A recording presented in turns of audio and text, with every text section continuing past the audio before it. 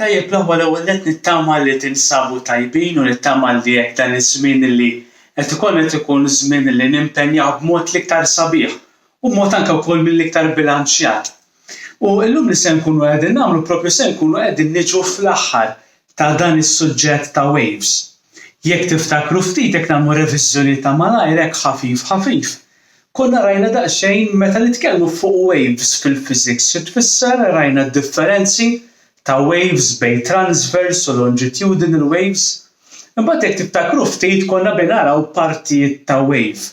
Fosthom użajna l-kelma wavelength, frequency, amplitude. Imbagħad badna żewġ waves partikolari, l-ewwel tkellimna fuq water waves, għadna li dawk huma tip ta' transverse wave, u bdejna nitkellmu ftit x'jiġrilhom dawn il-water waves meta jgħaddu minn reflection, diffraction u refraction.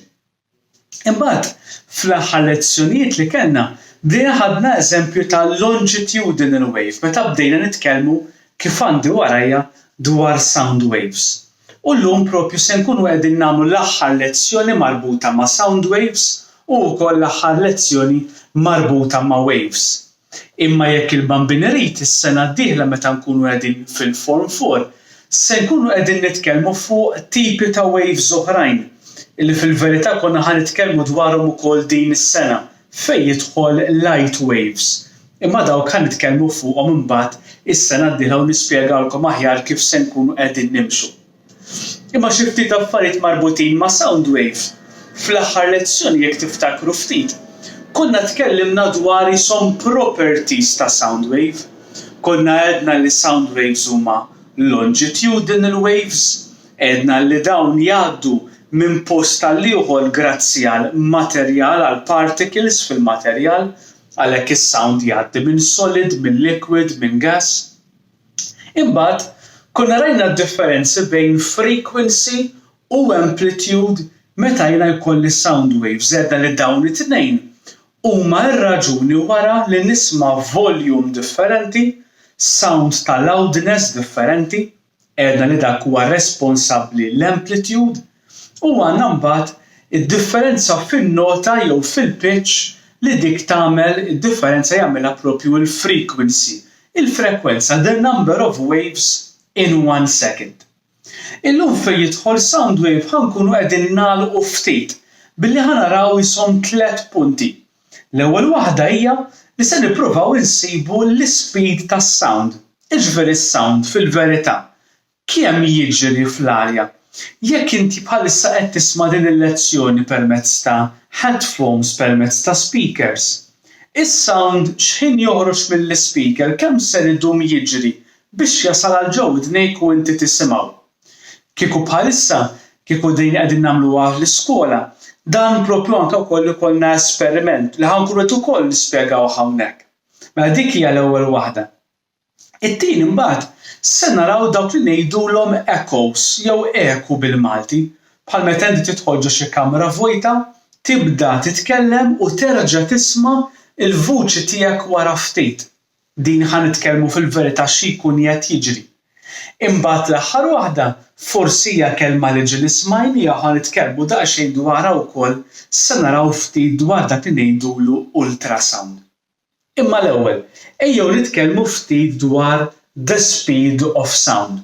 U nistedinkom li anke qudiemkom permezz tal-ktieb li jkun miftuħ qudiemkom se nkunu qegħdin insegwu minn chapter 6.05 li proprju jitkellem ftit dwar the speed of sound and echoes. L-ewwel nett wara n-numru ta' esperimenti u din kienet xi ħaġa kif semmejt li konna nagħmluha l-iskola wkoll. Insibna li l-speed of sound fl-arja huwa bejn wieħed u ieħor 330 meters per second.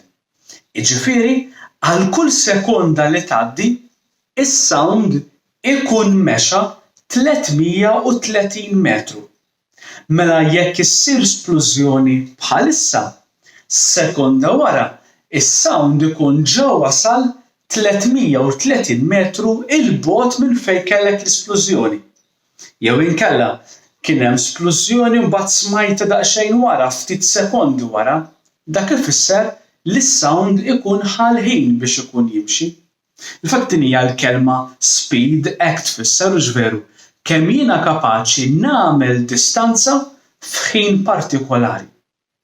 Imma x'ħaġa interessanti huwa illi s-sound huwa fil-verità iktar slow mid-dawl, imma mbagħad huwa bejn wieħed u ieħor 4 darbiet iktar fast minn karozza li tagħmel tliela. Allura dik hija r-raġuni li aħna naraw l-ewwel sajjetta u wara s-sekondi mbagħad nisimgħuha. X'inhi r-raġuni? Għaliex meta tfaqqa sajjetta, id-dawl jiġri għal 300 million meters every second. Jiġifieri kull sekonda li tgħaddi, id-dawl jagħmel dik id-distanza 300 miljun metru f'sekonda waħda. Imma s-sound ta' dik is-sajjetta fl-istess sekonda ikun għamel 330 metru biss. Allura x'jiġri? Jiena d-dawl narah id-dawl jidħol fil-kamra l-ewwel, imbagħad xi sekondi wara għax is-sound ikun għadu ġej, is-sound huwa iktar slow, jiena nisma' is-sajjetta. Mela l-ewwel ħaġa li nżomm huwa that the speed of sound in air is 330 meters per second. Jekk imbagħad nistaqsi l-mistoqsija, but what is the speed of sound in empty space? Suppost toħroġilna mal-ewwel f'moħħna r-risposta li hija 0, għaliex aħna nafu li s-sound ma jimxix f'empty space, ma jimxix ġewwa vacuum. Allura ħadd toħroġ il-mistoqsija x'inhuma l-affarijiet li jaffettwaw l-speed tas-sound. Jiġifieri is-sound jista' jaġġel iktar, jista' jkun iktar slow. Infatti xi ħaġa interessanti hija li is-sound ibiddel l-speed tiegħu pereżempju skont it-temperatura. Mela jekk illum it-temperatura hija 0, l-speed of sound in air huwa 330 meters per second. Imma xi ħaġa interessanti huwa li s-sound jaġġel iktar meta t-temperatura tkun iktar sħuna. Mela jekk illum imbagħad għandi temperatura ta' 30 degrees Celsius, is-sound jiġri bi 350 meters per second. Bejn wieħed u ieħor 30 degrees huwa ftit iktar minn room temperature. Jiġifieri għandna daqsxejn din l-idea ġveru li s-sound ivarja wkoll skont it-temperatura. It-tieni ħaġa li taffettwa l-speed tas-sound huwa dak is-sound minn fejn ikun għaddej. Jiġifieri is-sound jaġġel b'mod differenti ġo materjali differenti. Infatti ħaġa interessanti huwa li s-sound ikollu t-top speed tiegħu jekk ikun għaddej minn ġo solid. Imbagħad ikun iktar slow f'liquid u iktar slow ġewwa gas. Imbagħad ikun wieqaf kompletament ma jiċċaqlaqx f'empty space għax ma jinħoloqx sound. Jew kellha nikkumparaw ftit naraw that the speed of sound in air at 0 degrees is 330 meters per second. Dan tlaqna bih fil-bidu tal-lezzjoni. Imma mbagħad the speed of sound in water is 1400 meters per second. Jiġifieri hemmhekk is-sound jiġri iktar. Forsi ħaġa interessanti hija li meta aħna fis-sajf immorru nogħmu u wieħed jogħdos jinduna kemm taħt il-baħar bħal donnu jisma' affarijiet li jkunu anke l-bogħod minnu, bħal pereżempju tkun għaddejja xi dgħajsa. Wieħed minn taħt l-ilma hemm tendenza li jisma' iktar malajr għaliex l-speed ġewwa l-ilma jiġri ħafna iktar. Fil-waqt l-speed of sound fil-konkrit f'solid ma hekk għandna konkrit bħal huwa l-ħajt, bħal huwa s-siment. Is-sound jiġri għal 5000 meters per second. U forsi għalhekk ukoll li inti tkun fil-kamra u xi ħadd mill-ġirien tiegħek forsi jħabbat mal-ħajt jew jipprova jsammar, is-sound tisimgħu ċar ħafna u tisimgħu malajr ukoll għaliex is-sound ġewwa solid jiġri immens. Mela rajna jaffettwa s-speed of sound it-temperatura kif ukoll il-materjal jiġri l-iktar ġo solid imbagħad jiġri inqas f'liquid u l-inqas imbagħad ġewwa gas.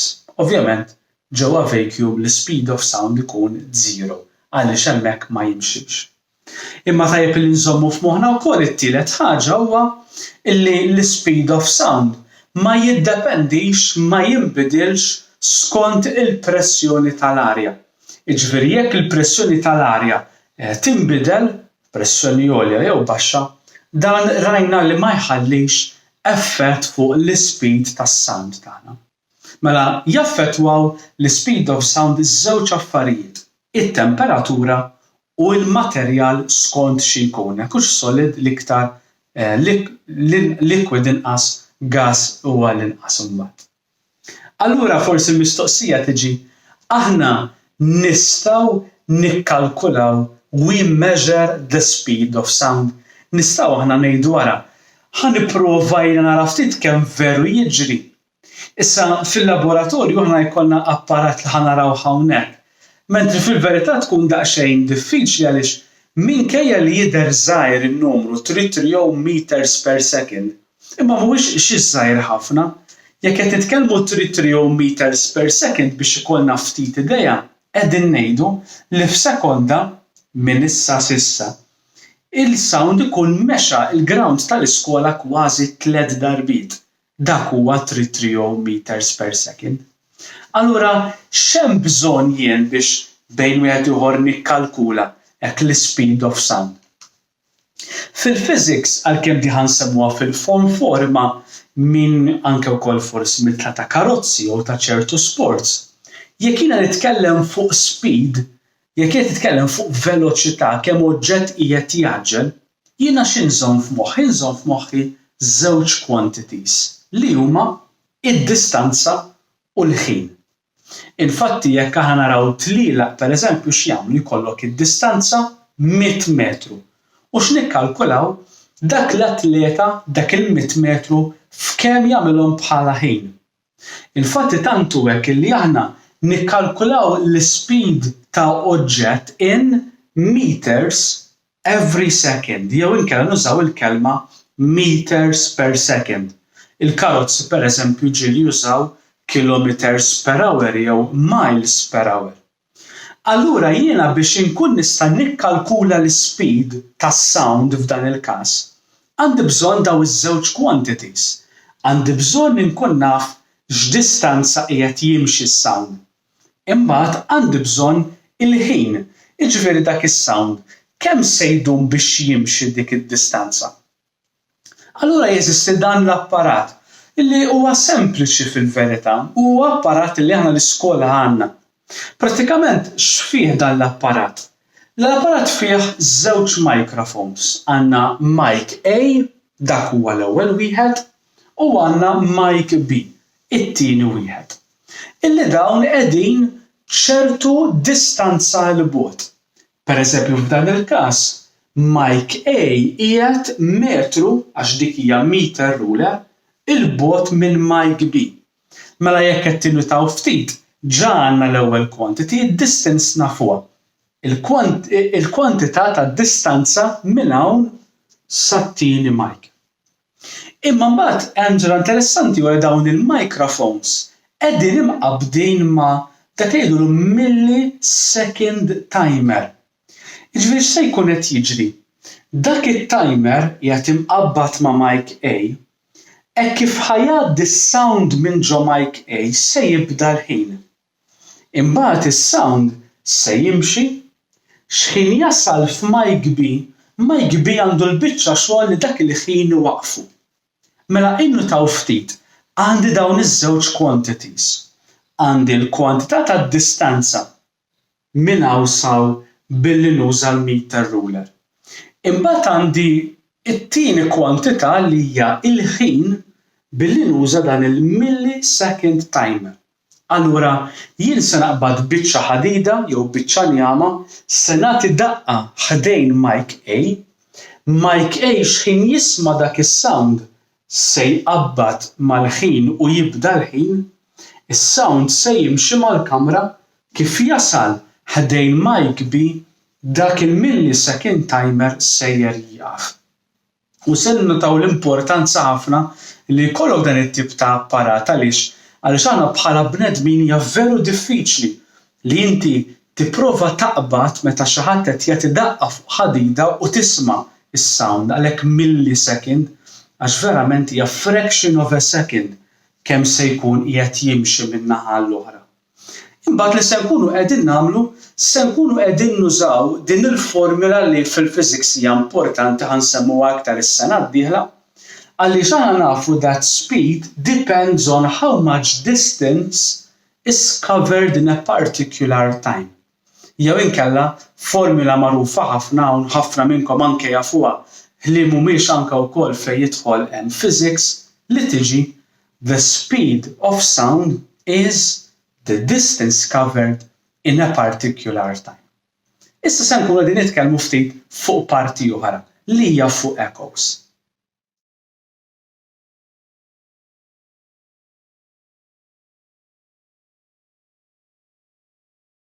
Tajjeb, allura permezz ta' din il-formula issa li rajna that speed is distance on time, wieħed jista' jsib l-speed tas-sound, jiġifieri wieħed ikun jaf id-distanza li s-sound ikun mexa, il-ħin li ħa biex jimxi u allura jikkalkula in meters per second.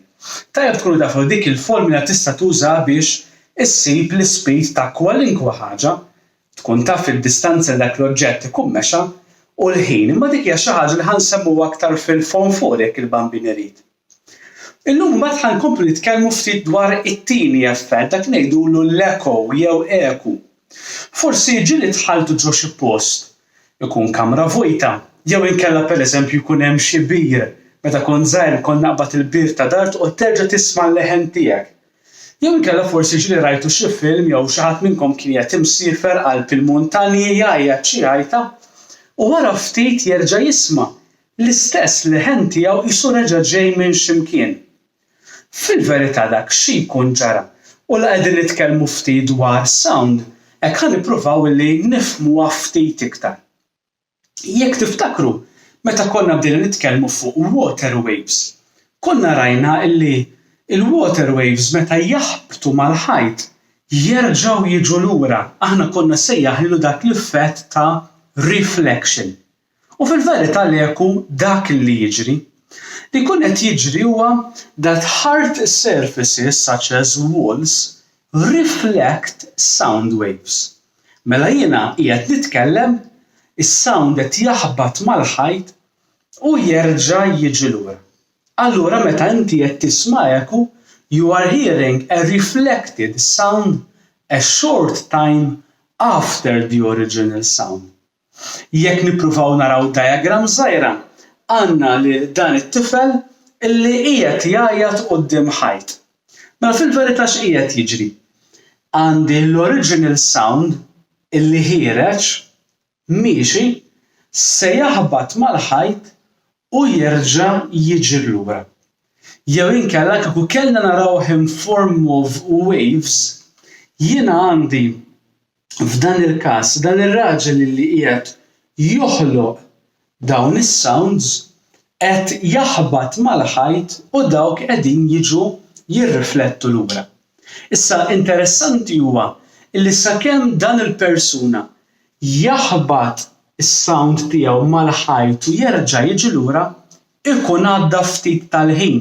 Jiġifieri mhix xi ħaġa li tkun instant jismagħha malajr, ħafna drabi jismagħha wara ftit sekondi, skont kemm il-ħajt ikun il-bogħod għax dak ifisser illi s-sound rid jimxi minn ħalqu għal mal-ħajt u mbagħad jerġa' jiġi lura. Il-fatti warajja għandi miktub that in this case, in case of echoes, sound is travelling twice the distance. Mela biex dan il-persuna, dan ir-raġel jerġa' jisma' leħnu, ikun ifisser li s-sound ma mexiex minn ħalqu għal ħajt biss, imma ħabad mal-ħajt u reġa' ġie lura isa id-distanza hija doppja wkoll. Infatti jekk aħna nistgħu nagħmlu measurement ta' speed of sound in echoes, wieħed jista' jinduna li jagħmel ħarira żgħira bidla f'dik il-formula li għadna kemm ktibna. Aħna konna għedna that the speed of sound depends on the distance and the time. Imma f'dan il-każ Jekk inħarsu ftit lejn il-formula li għadna kemm tkellimna dwarha illi hija that the speed of sound is distance on time, jien hawnhekk għandi xi ħaġa li hija doppja. Jekk naraw il-formula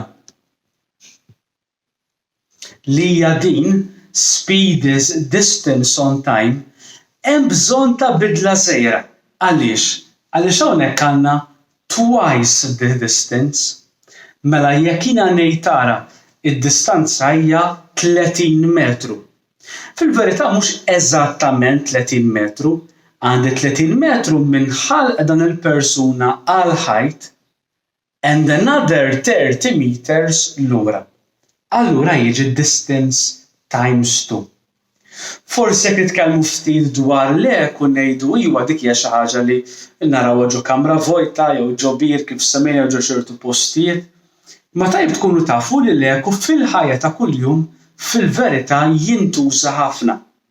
Infatti pereżempju l-eku jintuża permezz ta' radars biex ikunu jistgħu jagħmlu location ta' ajruplani li ġejjin jew inkella vapuri jew dgħajjes li qegħdin fil-viċin. Għal min forsi ġieli jagħtela fuq xi vapuri u jinteressa ruħu jaf li għandhom dawk li jgħidulhom l-echo sounder. Jiġifieri ikollhom apparat ta' sound, il-vapur jitfa' sound ġo l-baħar, dak is-sound jimxi mill-vapur għal qiegħ u jerġa' jiġi lura u kemm idum biex jerġa' jiġi lura bejn wieħed u ieħor ikun jaf kemm huwa font il-baħar. Annimal illi żgur juża dan l-echo il-ħin kollu biex itir huwa proprju l-farfett il-lejl, magħruf bħala annimal mammal li huwa qami imma jkun jaf fejn qegħdin il-postijiet billi joħroġ numru ta' sound waves dawn jaħbtu mal-oġġetti jerġgħu jiġu lura reflection hemm hu l-echo u jkun jaf bejn wieħed u ieħor jekk l-oġġett huwiex fil-viċin jew le. Hija xi ħaġa li provu tista' tipprova inti u kellek tagħlaq għajnejk u timxi mal-kamra u tibda tagħmel ċertu ħoss tfaqqa' subgħajk tibda titkellem. Hekk kif tersaq lejn il-ħajt tinduna illi s-sound kellu bidla fih.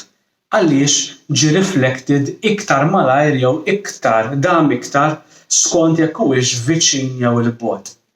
Imma jekk tkellimna fuq echoes bħala xi ħaġa li qegħdin nużawha ħafna, bosta drabi echoes huwa tajjeb li nneħħuhom u mhumiex daqshekk importanti. Bħal meta inti jkollok studio ta' x'persuna li qed tirrikordja. Infatti l-echoes meta jkollok xi ħadd qed ikkanta u qiegħed jirrikordja xi diska. Biex wieħed ikun jista' jirrikordja huwa importanti li l-echoes jaqtagħhom għaliex jinstema' ħafna u jiġu korroħ sa ċertu punt. Allura x'jagħmlu? Biex jiqirdu dan l-effett ta' echo jużaw dak li jgħidulu sound proofing. Jiġifieri ġo dik il-kamra jippruvaw jagħmlu ħitan ħoxlin ħġieġ oħxhom biex is-sound minn barra ma jidħolx. Imma biex jiqirdu dak ir-reflection tas-sound jimlew il-ħitan ta' dik il-kamra b'ħafna foam jew ġieli drab u ġieli foam li jkollu dan il-forma ta' qishom cones. Ħafna drabi jxebbħuhom qishom dawn il-kartuni li inqegħdu fihom il-bajt.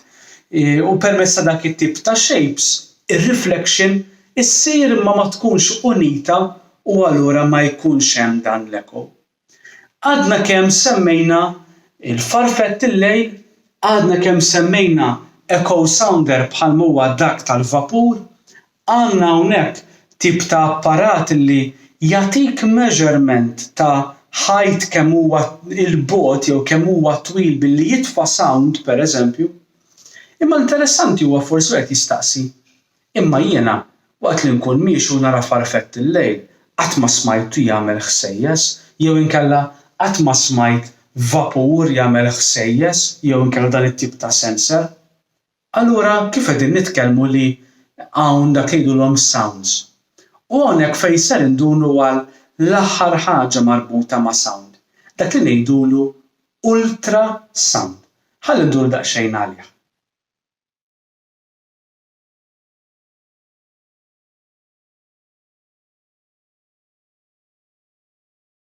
Hekk wara li tkellimna fuq echoes, forsi issa ħanduru għal l-aħħar ħaġa li hija prattika u forsi ġieli smajniha dak li ngħidulu ultrasound u forsi wieħed jistaqsi li qed titkellmu fuq sounds.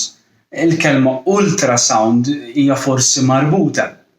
Jista' jkun li forsi ġieli jkun hawn minnkom sema b'ultrasound meta jkun hemm xi ħadd li huwa pregnant. Jew inkella pereżempju kuxatt ikollu xi annimal bħal huwa kelb u jkollu suffara u jibda jsaffar din is-suffara. Imma inti ma tismajx u l-kelb jagħti kasa. Dak x'inhi r-raġuni? U jekk tiftakru ftit ta' żmien ilu meta bdejna nitkellmu fuq frequency u amplitude, tajt ħiel żgħir fuq dan li se ngħidu llum. Għaliex? Għaliex il-ġisem tagħna a human ear u widna ta' bniedem kapaċi tisma' sounds li jibqgħu tilgħin sa frequency ta' 20,000 Hz. Jiġifieri is-sound li jisma' l-bniedem fil-verità r-range hija bejn 20 Hz għal 20,000 Hz. Is-sounds li huma in between il-bniedem kapaċi jismagħhom. Iktar minn hekk, jekk inti taqbeż din ir-range ngħidu aħna 30,000 Hz. Is-sound ikun qiegħed hemm, imma l-bniedem ma jkunx kapaċi jaqbad dak is-sound li għandu dik il-pitch għolja, dik il-frequency għolja. Għax kif nafu l-kelma pitch, in-nota u l-frequency huma maqudin ma' xulxejn. Allura, meta jaqbeż din ir-range tal-widna, aħna nsejħulu ultrasound, jiġifieri is-sound ikun fil-verità qiegħed hemm u jien b'widnejja ma nisimgħux. Imma jista' jkun hemm xi annimali li jisimgħu dik it-tip ta' range. Jekk semmejna l-ewwel farfett il-lejl huwa wieħed minnhom. Infatti jitfa' tip ta' sound li għandu frekwenza differenti ħafna minn 20,000 Hz, allura aħna bħala bnedmin ma naqbdux dak is-sound imma hu kapaċi jaqbdu. Allura nistgħu ngħidu li l-farfett il-lejl veru jitfa' ultrasound. Din hija l-kelma. Imma meta nitkellmu fuq ultrasounds, għal xiex dawn jintużaw jużhom biss il-farfett il-lejl jew inkella din is-suffara tal-kelb, imma jintużaw f'affarijiet oħrajn. Pereżempju, minħabba li huwa sound għoli u li l-bniedem ma jisimgħux, ġieli jużawh biex inattfu bih. X'jiġifieri? Ejjew nimmaġinaw li inti għandek xi tip ta' equipment li dan ġo fih ikun hemm xi tip ta' blockage biħmieġ jew inkella b'xi żjud. Allura x'jagħmlu? Dan l-equipment jekk ma jiġrux l-ħsara jerquh f'likwidu, jerquh fl-ilma, imbagħad dak l-ilma jgħaddu minn ġo fih dan l-ultrasound. Dan is-sound li l-ġisem tal-bniedem ma jaqbdux u li huwa l fuq minn 20,000 Hz. Imma dak it-tip ta' frekwenza tibda ċċaqlaq il dak il-ħmieġ minn postu u allura inti qed tnaddaf l-equipment tiegħek mingħajr ma toqgħod iżżarmah jew taqilgħu ara permezz ta' dawn is-sounds. Jiġifieri din tagħmel ħsara lill-bniedem? Le, prattikament il-widna biss mhix kapaċi taqbad dak it-tip ta' sound. Minħabba allura li mhijiex perikoluża, nużawha għal xi ħaġa oħra. Nużawha għal scanning tal-ġuf, scanning of wombs of pregnant women. Meta inti jkollok mara li tkun pregnant u din tixtieq tara l-image tat-tarbija tagħha. X'jagħmlu? Din il-persuna, din il-mara tmur għand tabib li dan ikollu dan l-apparat tal-ultrasound ikun bħal remote li jagħmlu mażaq l-omm u din it-tip ta' remote, dan it-tip ta' sensor jibda jwaddab dawn l-ultrasound waves. U permezz tar-reflection tagħhom il-mod kif jirrifletti s-sound lura, din l-istess sensor jerġa' jaqbad ir-reflection u fuq screen jagħti qisu image ta' kif ikun jidher it-tarbija ġewwa l-ġuf. Issa tgħidli allura tagħmel ħsara? Le, s'issa jekk ngħidha li x-xjenza rati li din ma tagħmilx ħsara, l-ultrasound ma tagħmilx ħsara lit-tarbija. Ma mhux tant hekk biss imma illum il-ġurnata tant kemm saret hekk sofistikata u b'mod tajjeb ħafna l-ultrasound illi kapaċi wkoll joħorġu 3D images tat-tarbija. Jiġifieri mhux biss il-black and white kif mdorrijin forsi naraw aħna, imma anke wkoll dik l-istampa illum il-ġurnata anke joħorġu l-fattizzi tal-għajnejn, tal-imnieħer, tal-ħalq, tal-wiċċ, tal-ġisem tal-bniedem u joħorġu 3D images tiegħu. Allura hekk kif dan jaħbad lura dawn id-differenzi tajjeb minħabba l-idejn il-mod kif jaħbad is-sound mal-idejn kif jiġi lura jifforma x-shape tal-id, tas-siq, taż-żaq, tal-wiċċ jew tar-ras it-tarbija. Kif għedna ma jagħmilx sar għall-bniedem, anzi qed naraw li tintuża fil-mediċina, imma l-ultrasound tintuża wkoll għall-mediċina. Prattikament din teqret jew inkella tellimina operazzjonijiet ftit komplikati bħalma huma meta xi ħadd inneħħi l-ġebla. Forsi ġieli smajtu bil-kundizzjoni f'persuni illi dawn jimirdu jew titrabbilhom il-ġebla fil-kliwi tagħhom. Infatti hija magħrufa bħala kidney stone.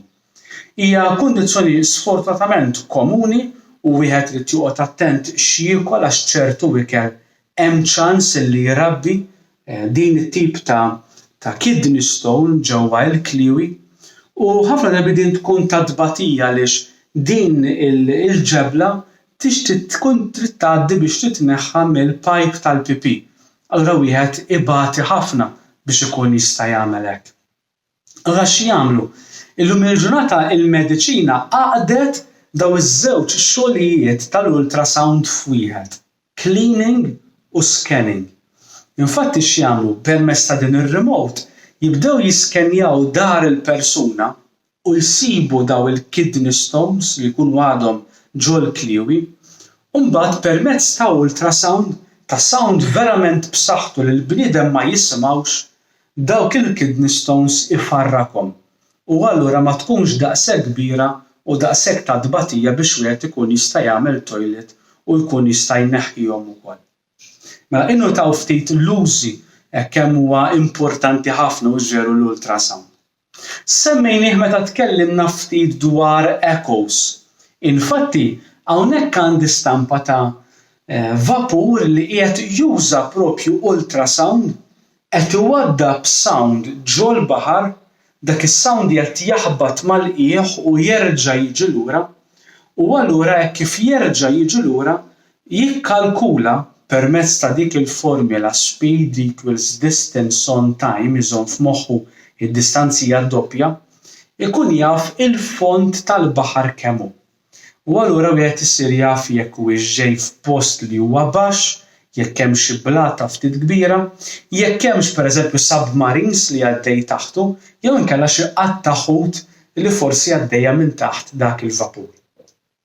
Hekk allura spiċċajna din il-lezzjoni billi llum rajna ftit affarijiet li jaffettwaw l-speed of sound għax għedna is-sound għandu speeds differenti skont it-temperatura, skont il-materjal li jkun fih.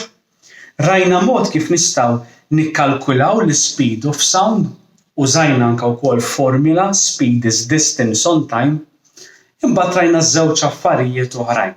Prattikament kienu l-ultrasound li għadna kemm rajnija issa dan is-sound illi lin mir-range ta' kemm jisma' l-bniedem u tajjeb li nkunu nafu li r-range mbagħad tibda tvarja skont ukoll l-età aktar ma tikber dik ir-range hemm tendenza li tonqos sfortunatament u tkellimna wkoll dwar l-eku, dwar echoes. U miegħu wkoll dawn it-tnejn għadnihom flimkien billi rajna kif nużaw l-echoes u l-ultrasound f'ħafna ħajjiet ta' ħafna nies differenti.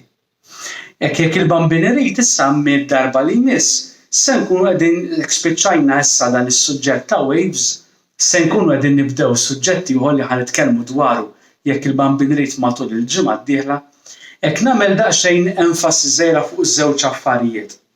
Illi wieħed fit-tmiem dan is-suġġett tajjeb li xorta waħda jagħmel revision ġenerali ta' dak li semmejna. Wieħed jista' jerġa' jsib il-videos li ġa tellajna forsi jerġa' jara partijiet minnhom, jerġa' jħares ftit lejn il-noti, lejn il-ktieb, hawnhekk tkellimna fuq żewġ chapters 6.04 u 6.06. Prattikament hekk ġbarna sound waves u waves magħhom, chapter 6 fuq il-ktieb huwa proprju fuq waves li għandu noti tajbin ħafna anke għalikom bħala reviżjoni li wieħed jieħu x-short notes tiegħu u allura jkun jista' jarahom u wieħed tajjeb li jżomm ruħu up to date anke fejn jidħol l-assignments. Sakemm nerġgħu niltaqgħu għas-suġġett li jmiss, l-aħwa komplu ħudu ħsieb, stay safe intom u anke wkoll ma' tal-familji tagħhom u tagħkom u sellulna ħafna għalihom. Sakemm nerġgħu niltaqgħu il-paċi magħkom.